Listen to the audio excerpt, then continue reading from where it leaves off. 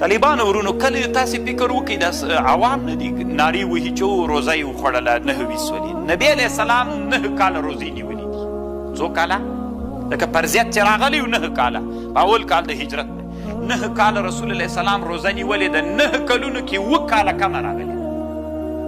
2 کاله د رسول الله روزه پوره راغلې ډېر ښه کتاب طالبانو ابن حجر هیتمي جوړ کړی ده اختصاص اهل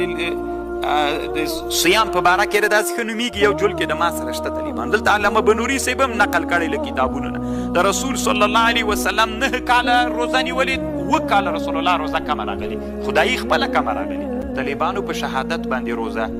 صحیح کیږي خو طالبانو یو ټکي تنبیه کړي که چا د ورځې سپوږمۍ ولیدله دې لیدلو ته اعتبار نشته